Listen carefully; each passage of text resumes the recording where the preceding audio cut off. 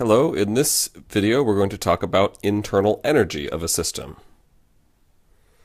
So, internal energy of a system is denoted by the symbol U and not E like you might think, just to denote that this is the thermodynamic version of energy and not the kind of more simplistic version of energy that we were talking about before with spectroscopy and emission of light from an atom and things like that.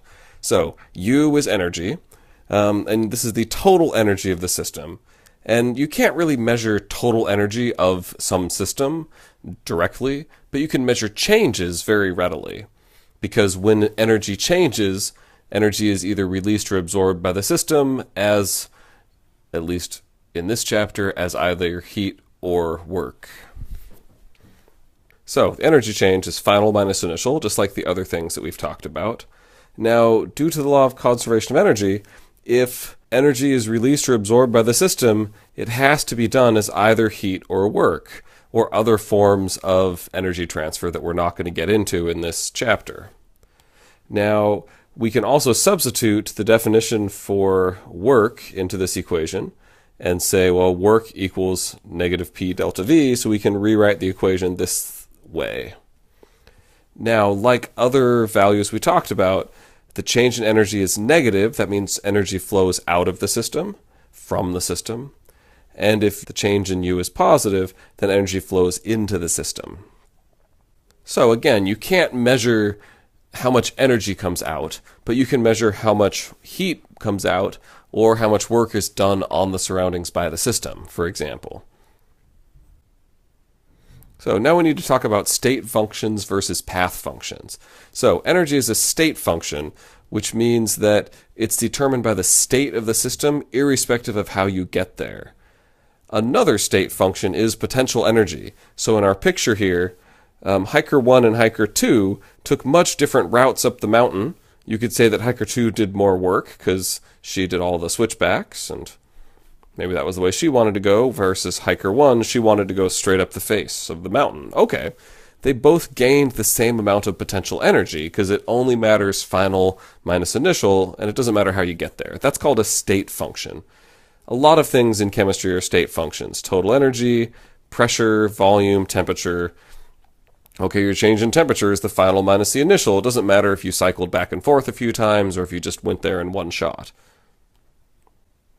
Now, in contrast, heat and work are energy transfer functions, also known as path functions. And so those describe the transition of the system from one state to another. So another way to think of this is that a system doesn't contain work. Heat and work are ways that energy is transferred back and forth. The great analogy here is that if you look at the picture, well, there's no rain on this street.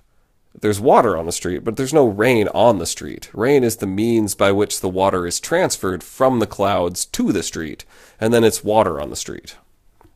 So heat and work are the same way. They describe how energy is transferred. So then you cannot write the change in work is work final minus work initial, and the change in heat is heat final minus heat initial, because you don't really just talk about heat as a state. How much heat does this have? That doesn't make any sense. What temperature is this? That makes perfect sense. But what heat is this? That just doesn't work. Alright, so now we can take these concepts and tie them together into a couple example problems to help illustrate what we're doing here. So first one, a certain gas expands in volume from 1 to 7 liters at a constant temperature. Let's calculate the work done by the gas if it expands against a vacuum or against a constant external pressure of 1.2 atmospheres. Okay, for part A, we're going to use the equation for work, negative P times the change in volume. So here's the pressure, and then the change in volume is final minus initial, so it went from 1 to 7 liters, so 7 is the final. Well, against a vacuum, 0 atmospheres is a vacuum. This is 0. It doesn't take any work to expand a gas against a vacuum, which makes sense because the gas expanding, well, there's nothing pushing back against it, resisting its expansion, so it can just expand without exerting any work. That makes sense. Now for part B, all right, these same equations true. Now we have a pressure in here and the same change in volume. And so this equals negative 7.2 liters atmospheres. And then we need to continue this and convert this into joules with this conversion that we talked about in the previous video. And so this is negative 729 joules. And then don't forget sig figs. We have 2 sig figs here, so we need to say 7.2 times 10 to the 2 joules. All right. So when you're expanding a gas against a constant external pressure, there's some resistance to this expansion. There's other gas molecules pushing against your sample of gas as it expands. And so it takes work to expand your gas against external pressure. Now, when comparing parts A and B, the initial volume and the final volume are the same, but the amount of work required to do this expansion is different depending on the conditions. So this tells us that work is definitely an energy transfer or a path function, because if this was a state function, the answer to A and B would be the same. It would be the same work regardless of how you did it. But that's not true. So just another example of how work is an energy transfer function. All right, so then now another type of example for problems we can do here is we can look at the total energy change for a gas with some sort of process that involves both an expansion or contraction, which is the work term, and it'll involve some sort of heat absorbed or released by the gas, which is the heat term. So this particular gas goes from 1.6 to 4.3 liters at a constant pressure externally of 1.2 atmospheres. And then the problem just gives you how much heat is absorbed by the gas. So you need to know what the sign is going to be on that. And then you want to calculate total change in energy. All right, so we're going to use the equation for internal energy is equal to heat plus work. And then substitute in work is equal to negative pressure times change in volume. So let's plug some numbers in. First, 179 joules of heat.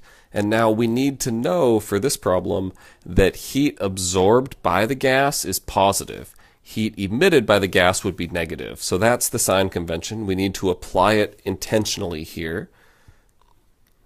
But for the other term, the work, the final minus initial will apply the sign convention for us. Because the final is bigger than the initial, that means it expanded, and an expansion is negative. So what will happen is this term here is positive, the negative sign is right here, so that'll overall give us a negative work because the gas expanded. Now, when we get to this intermediate step here, we have 179 joules and then 3.24 liters atmospheres. So we need to do the conversion from liters atmospheres to joules, and then that gives us 179 minus 328. And our overall energy change for this process is negative 149 joules. Okay, so this example problem is useful for making you think about heat and work and how that would affect energy change. And we're going to build on this throughout the chapter to then get to quantities that are much more meaningful to chemical systems. So, summary. Energy is the capacity to do work. The law of conservation of energy tells us that the total quantity of energy in the universe is assumed to be constant, so then you can just transfer the energy around. Now, heat is how thermal energy is transferred between two bodies at different temperatures. And then we make this distinction between the system and the surroundings. The system is the part we pay attention to, the surroundings is the rest of the universe. And we very intentionally define the system to make sense for whatever process we're working with. And then if your process releases heat to the surroundings, that's exothermic. If your process absorbs heat from the surroundings, that's endothermic. And those are the concepts we've done so far. Cool, so thanks for watching, and I'll see you in the next video.